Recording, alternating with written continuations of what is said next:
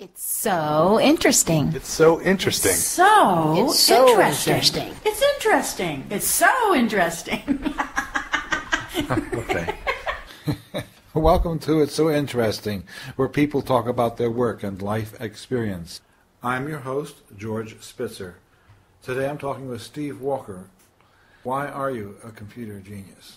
And when I tell them that I started in 1982, they try and do the math on it, and they can't believe it that I've been doing it since then. But that's when the computer was invented. So I was graduating college, so the surfboard was there. I've been on the wave ever since. I remember when I was working in an office in a major company in New York City, and I brought in the first desktop computer. Of course, laptops did not exist then. The boss got wind of it through his staff that there was an employee with a desktop computer in his office. And I was taking out to lunch for an unrelated question, and then on the way back he says, "By the way, George, I hear you've got a computer in your office. Oh, if it's not in the street by the end of the day, you're not working here anymore. The company shall remain nameless." Did you have that attitude among many people in that time? I mean, were you that? Well, that everybody knows if you read about Bill Gates and Microsoft, that was the culture, bring down corporate America, like infiltrate with separate computers in the business place. Now, I'm not going to put you in a corner asking you which is better, PCs, Windows versus Mac or Apples, because there are lots of opinions. You can look that up on the web. My question is, where do you think the PC industry is going to be in 10 years, or where it could be? Macintosh, wow, who knows? It could totally swing, because what they've developed, as we know, when they came out with the iPod, which was pretty staggering piece of equipment, and then when did they come out with the iPad? That was last year. Staggering piece of equipment.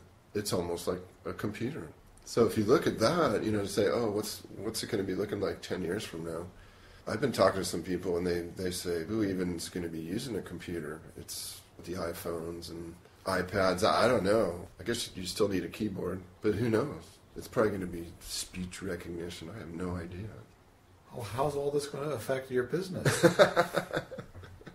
I'm not too worried about it, actually, because after seeing what's neat about the computer business and kind of what keeps me in it every day is different.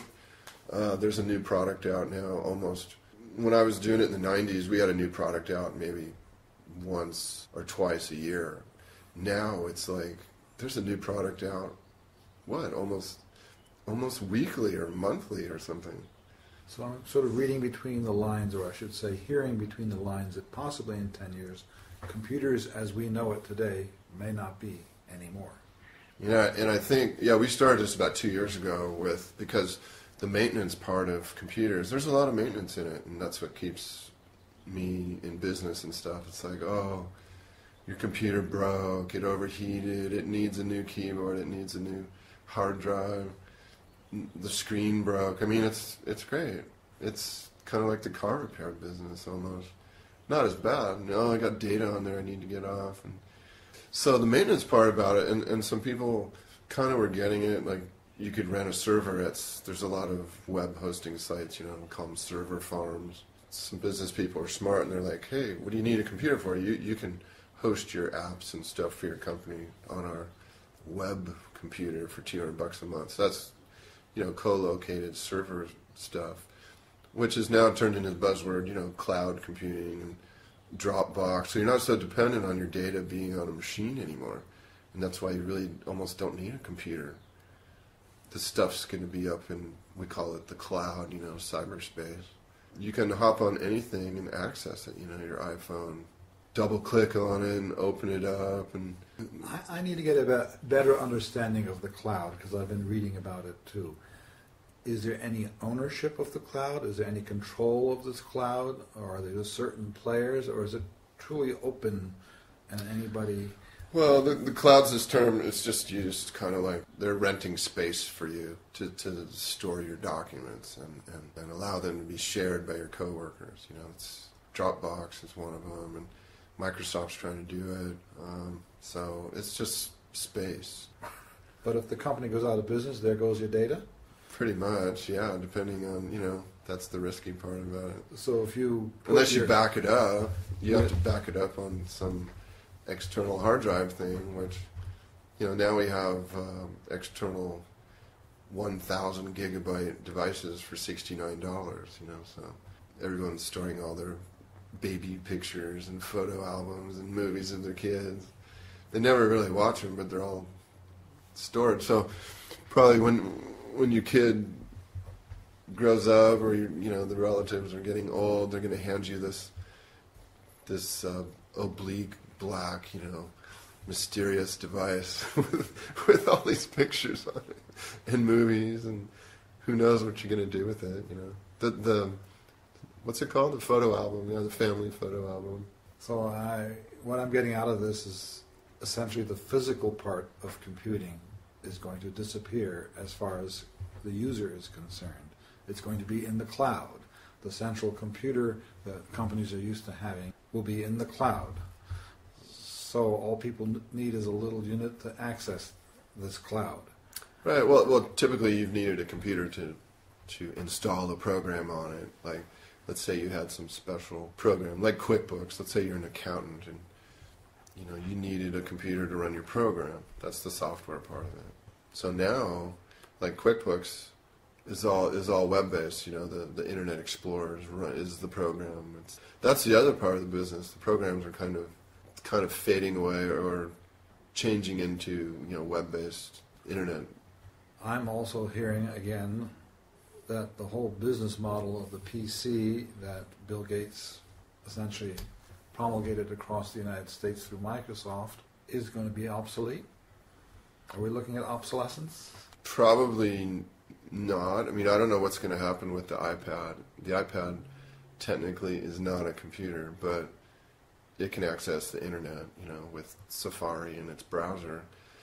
And if you went to Santa Barbara City College right now, you'd see every kid walking around with a computer or some kind of device to allow them to do their schoolwork, and the classes, a lot of them are online.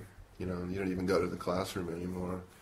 I don't know if the iPad's going to change. Either the iPad's going to be the thing, or maybe they're going to integrate that into a TV screen, and call it Internet Computer TV screen. Exactly. TV, you talk about computers going away. Yeah. TV screens are going to go away. They will. When? It could be 10 years from now. Whoever develops that projector system, that's going to just pop down from your ceiling and boom, there's you're going to watch the movie. It's going to be 3D.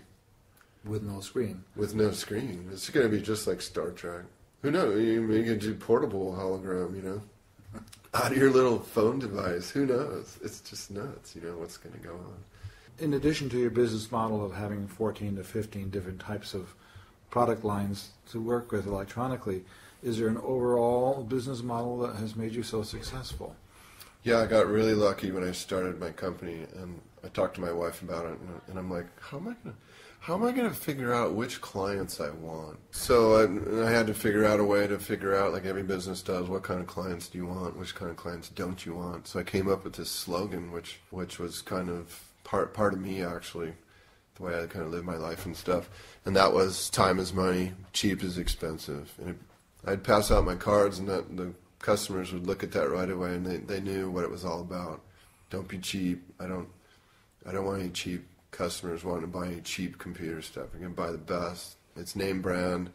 That's one of the reasons. A lot of my computer competitors closed shop the last 5-6 years. Why? Because they sold cheap stuff.